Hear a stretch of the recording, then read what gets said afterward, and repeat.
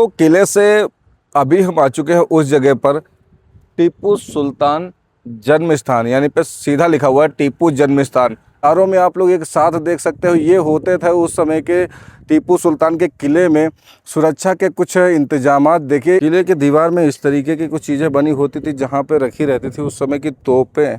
तो हेलो दोस्तों, कैसे हो आप सभी लोग? उम्मीद करता हूँ बहुत अच्छे होंगे। और फिर से स्वागत है हमारे चैनल अनुज क्रॉप्स पे। अभी हम मौजूद हैं बेंगलोर के देवनहल्ली फोर्ट के पास में, जो कि हमारे पीछे आप लोग देख सकते हो। ये किसी हेरे गहरे का नहीं भैया, टीपू सुल्तान का ये किला हुआ करता था पुराने समय में। आज से करीब 500 साल पुराना ये किला है और इसी जगह टीपू सुल्तान रहा करता था।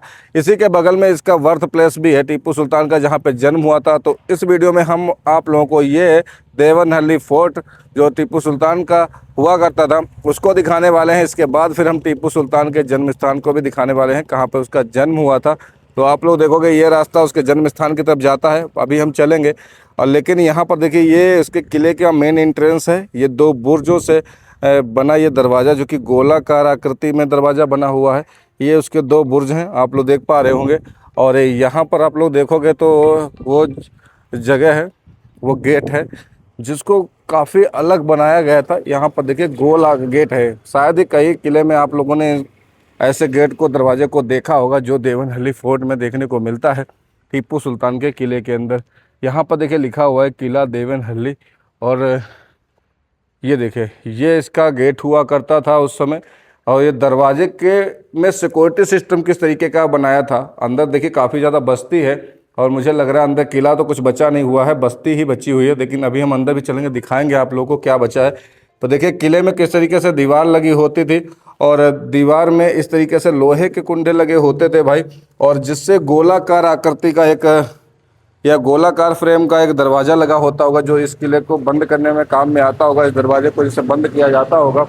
इस तरफ भी एक कुंडा लगा हुआ है, मतलब एक ही कुंडे वाला, एक ही होल फांस वाला दरवाज़ा पूरा लगा होगा जो कि खुलता होगा उस समय। और यहाँ पर इस तरीके के बंकर बने थे जिसके अंदर आराम से सैनिक रह सकते थे भाई, सर्दी गर्मी बरसात में आराम से रह सकते थे।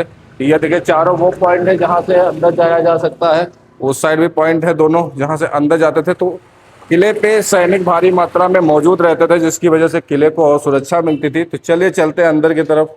तो दोस्तों इस गेट को पार करने के बाद अभी हम आ चुके हैं अंदर। ये गेट हुआ करता था, इतना नीचा है भाई कि इसके अंदर से बड़ी गाड़ी तो नहीं निकल सकती, लेकिन 2 व्हीलर और 4 व्हीलर आराम से निकल जाती है। अंदर आने पर ही हमें कुछ ऐसा नज़ारा नज़र आता है जिसे देख के आंखें खुली की खुली रह जाती हैं, क्योंकि अंदर किले के अंदर पूरा हो चुकी है बस्ती बस्ती और इस तरीके के खूबसूरत मंदिर यहाँ पे साउथ के जो कल्चर है उस हिसाब से बने हैं। लेकिन फ़िलहाल इसके लिए यहाँ पर देखिए इसका एक टीपू सुल्तान का जो किला है उसका एक मैप लगा हुआ है। और मैप में कुछ नहीं है भाई, देखो सब यहाँ पर सबके जो है मंदिर बने हैं। और पता हो कभी टीपू सुल्तान का किला होता था और आज यहाँ पर सारे मंदिर बने हैं। कितना वो कहते हैं वक्त बदलता है भाई। तो यहाँ पर हिंदी में तो नहीं लिखा है, और इंग्लिश में की अगर बात करें तो यहाँ पर Devanahalli fort was organized built by Mallavaring Gadva in 1501, यानी कि मतलब 1501 में, है ना। ये देख सकते हो, इसके बारे में पढ़ सकते हो भाई। ऊपर कन्नड़ और नीचे आप लोग को इंग्लिश देखने को मिल जाएगी। ये इस किले के बारे में यहाँ पे लिखा हुआ है। और सामने ही सीढ़ियाँ जा रही हैं, क्योंकि मैं अंदर जाके देख आया हूँ भाई। बहुत सारे मंदिर हैं, पूरी बस्ती है, दिखाने के लिए कुछ नहीं है। पर यहाँ एक साइड से रास्ता जा रहा है ऊपर की तरफ। यहाँ भी देवताओं की देखिए किस तरीके से मूर्ति बनी हुई है। ये देखिए भगवान श्री रामचंद्र, माता सीता के साथ हनुमान जी, यहाँ पे भी बजरंगबली जी। और यहाँ पर एक पूजनीय स्तंभ, और सामने की तरफ लगा देवनहल्ली किले में आपका स्वागत है भाई। 500 साल पुराना किला हैदर अली और उनके पुत्र टीपू सुल्तान के संबंध में प्रसिद्ध है। 1749 में यह देवनहल्ली में हैदर अली के मैसूर में सोनागर के घुड़सवार के रूप में अपनी सैनिक शिक्षा प्रारंभ की। बाद में हिम्मत और साहस से उन्होंने आज किले पर कब्जा किया। ये देख सकते हो आप लोग, इसके बारे में फिर से लिखा हुआ है, पढ़ सकते हो भाई। 500 साल पुराने इस किले के बारे में। यहाँ से कुछ सीढ़ियाँ जा रही हैं ऊपर की तरफ। तो किले की जो मेन चीज़ अभी बची है वो इस दीवार को बस दर्शाती है। ये दीवार ही बची हुई है। और दीवार में बने बुर्जों को भी दिखाता है और उस सिक्योरिटी सिस्टम को भी यहाँ पे देखने को मिलेगा जो पहले के किले की दीवारों में बनाए जाते थे। बड़ा अचंभ हुआ भाई कि यहाँ आकर के इस तरीके की हालत एक आक्रांता के किले की हो गई है। कोई बात नहीं भाई, जो है वो अब इन लोगों का है। यह अभी मैं इस दीवार के सहारे सहारे देखिए जा रहा हूँ आगे की तरफ, और ये दीवार भी आप लोगों को देखने को मिलेगी 2 मंजिला, और इतनी मोटी दीवार ये 2 मंजिला कि इस पे हाथी घोड़े आराम से आ सकें।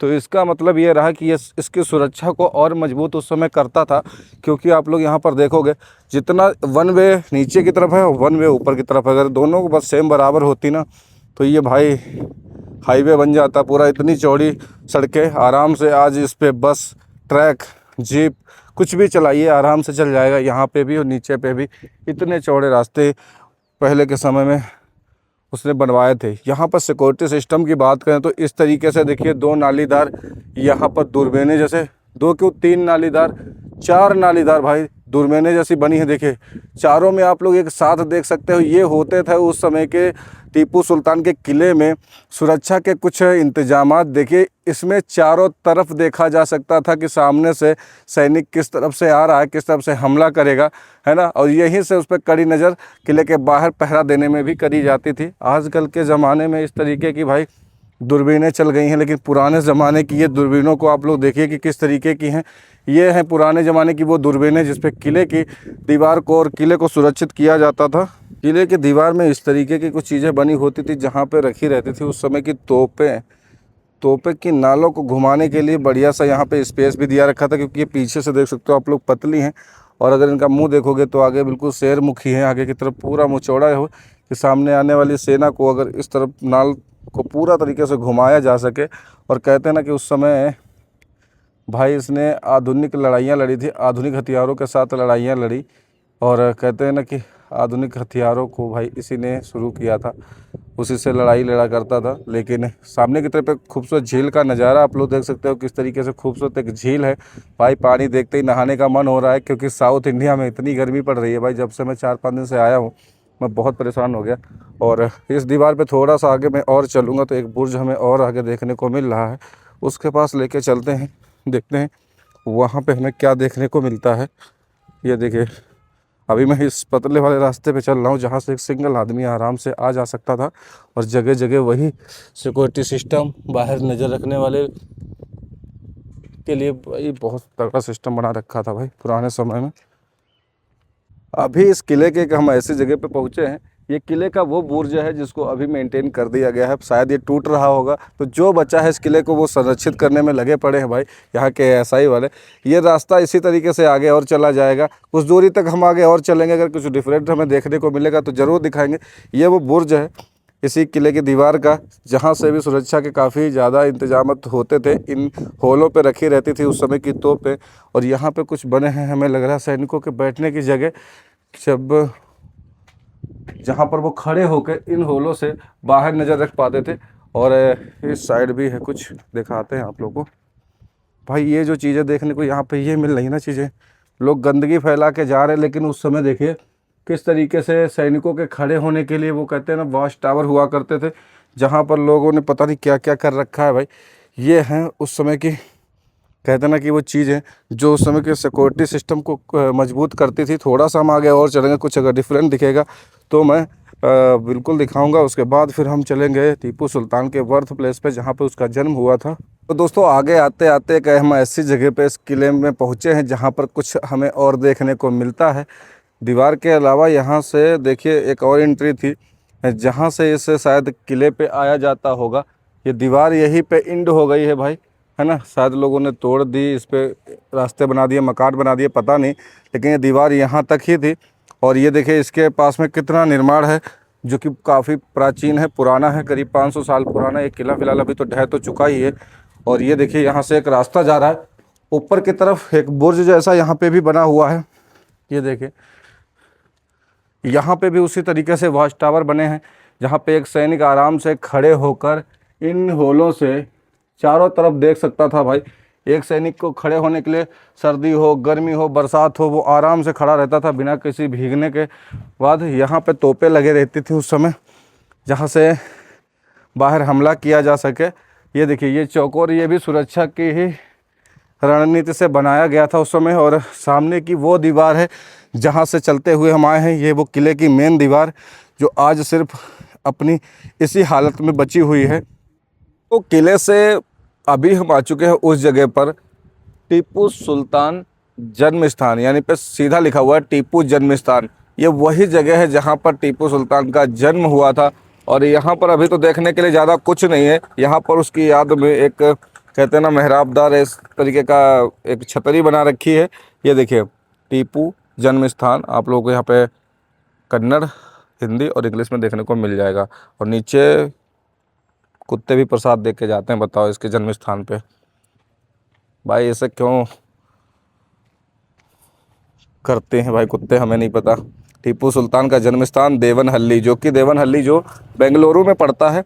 और यहाँ पर आप लोग देख सकते हैं, यहाँ पे इसके बारे में भी लिखा हुआ है, ये देख सकते हैं, पढ़ लीजिए आप लोग पॉज करके। और यहाँ पर आप लोग को दिखाते हैं कुछ, यहाँ पर इंस्ट्रक्शंस भी लगे हुए हैं कि कुछ अगर यहाँ पर आप लोगों ने तोड़ने फोड़ने की कोशिश करी, पेशाब फ्रेश होने की कोशिश करी, तो 2 साल तक का जो है कारावास और 1 लाख रुपए का जुर्माना भी पड़ सकता है भाई, देख लो। अब ये है वो छतरी जहाँ पुराने समय में, है ना, आज से 250 साल 300 साल पहले टीपू का जन्म हुआ था। ये वो जगह है, आप लोग को दिखाते हैं। पहले शायद उसका यहाँ पे घर रहा होगा, छोटा मोटा झोपड़ा रहा होगा, मड़ैया रही होगी, या कोई पैलेस रहा होगा। लेकिन अभी यहाँ पर सिर्फ और सिर्फ ये देखिए एक छतरी बनी है। यहाँ पे लिखा हुआ है birth place of Tipu Sultan 1751 AD।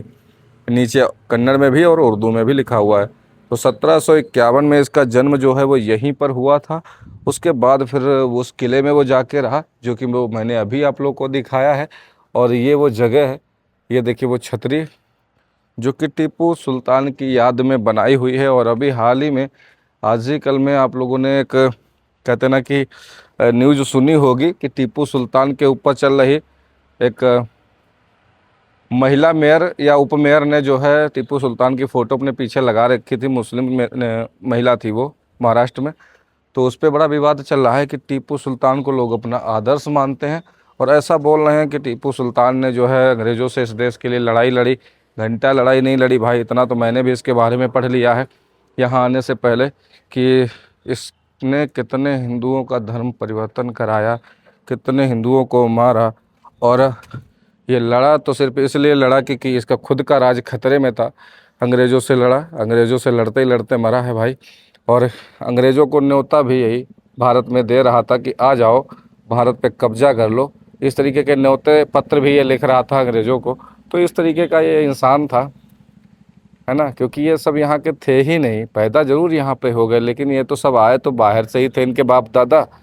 तो ये बाहर का ही गाएंगे ना, यहाँ तो लूट खसोट करके बैठे थे, है ना, कब्जा जमा के हमारी ज़मीनों पे, हमारी रियासतों पर। लेकिन चलो ठीक है, ये कभी सगे नहीं रहे भाई, चाहे टीपू सुल्तान हो, चाहे अन्य जो मुग़ल हैं वो हों। यहाँ पर देखिए उसका बर्थ प्लेस है। देखिए इस वीडियो पे कमेंट आ सकते हैं एक धर्म के लोगों के, लेकिन सच्चाई को कबूल करना पड़ेगा भाई। सच्चाई यही है कि ये हमारा आदर्श नहीं हो सकता।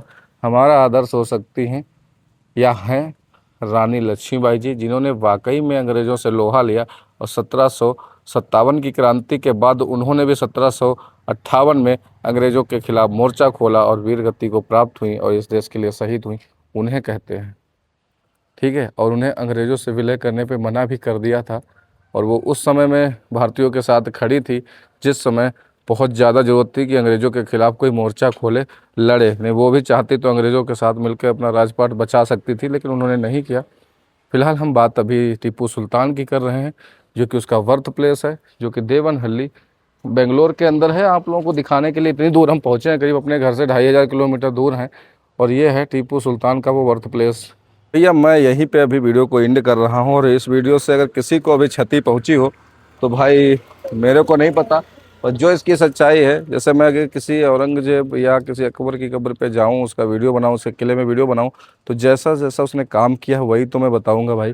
तो यहाँ पे भी इसने भी कुछ ऐसे ही काम किए हैं। मैसूर के कहते हैं ना, मदुरई या मैसूर का इसका राजपाट था, मैसूर का शायद राजपाट था इसका, है ना।